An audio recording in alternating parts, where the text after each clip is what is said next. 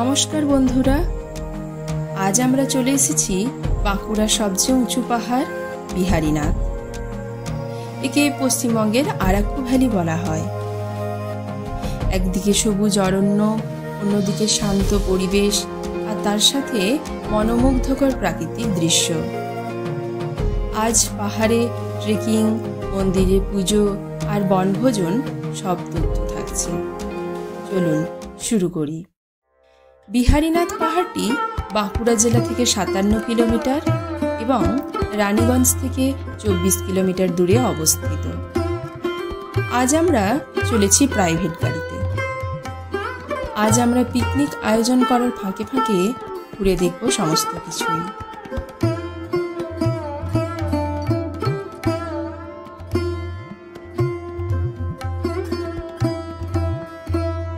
আমরা এখন দাঁড়িয়ে আছি মন্দির প্রাঙ্গণে। পাহাড়ের পাদদেশে শিবের একটি মন্দির রয়েছে। প্রকৃতপক্ষে ঈশ্বরের নাম থেকে পাহাড়টির নামকরণ করা হয়েছে। এই দেখুন মন্দির সংলগ্ন জলাশয়। একে স্থানীয় মানুষেরা খুব পবিত্র বলে মনে করেন।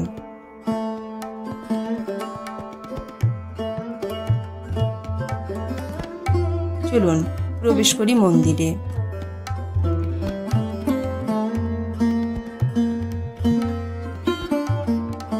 এটি মহাতীর্থ বিহারীনাথ ধাম।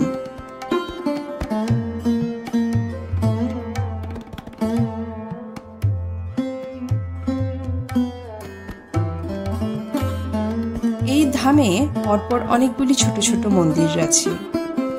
এই দেখুন প্রথমেই মা কালীর মূর্তি, এছাড়াও মা মৃন্ময়ী, হনুমান মন্দির ইত্যাদিও রয়েছে।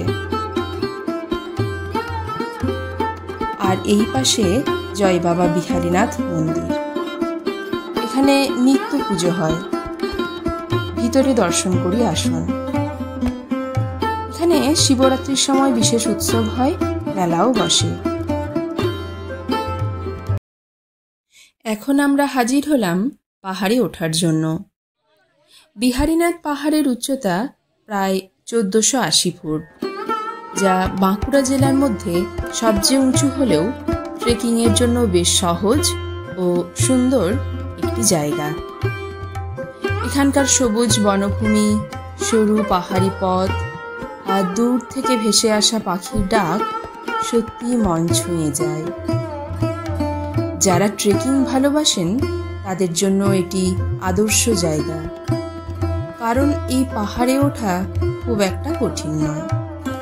মাত্র 1.5 থেকে 2 ঘন্টার মধ্যেই চূড়ায় পৌঁছে যাওয়া সম্ভব।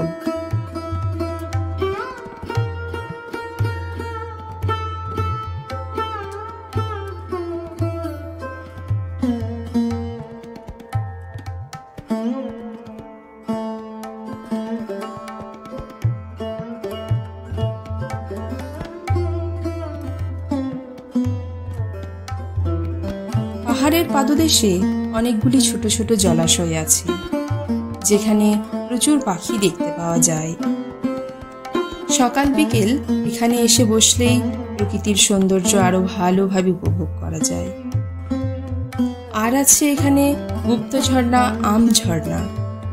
সেখানে এক পাহাড়ি বাবা থাকেন। এছাড়া যারা অ্যাডভেঞ্চার পছন্দ করেন তাদের জন্য রয়েছে ক্যাম্পিং ও বনভোজনের দারুণ সুযোগ। রাতে এখানে ক্যাম্পিং করলে তারার আলোয় পাহাড়ের দৃশ্য একেবারে অন্যরকম লাগে।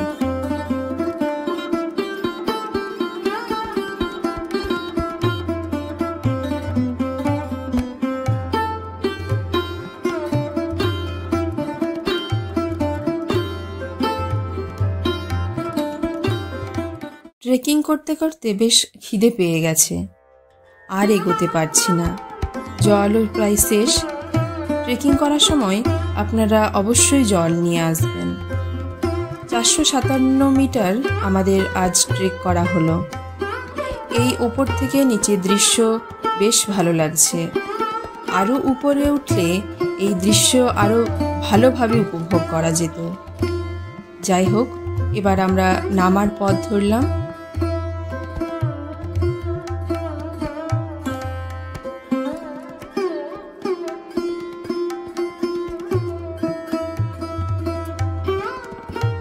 চলুন দেখি আজকের বিশেষ আকর্ষণ মাছ পোড়া।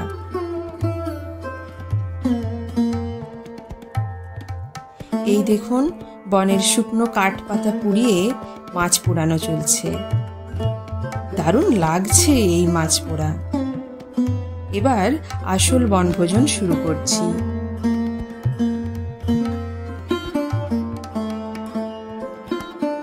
এখানে থাকার জন্য কয়েকটি হোমস্টে ও ইকো ট্যুরিজম লজ রয়েছে, যেখানে অল্প খরচেই থাকা যায়। আর খাবারের জন্য পাবেন একদম দেশি স্বাদের ভাত, ডাল, তরকারি, দেশি মুরগির মাংস, আর যদি ভাগ্য ভালো থাকে তাহলে পাহাড়ি মধুও কিনতে পারবেন।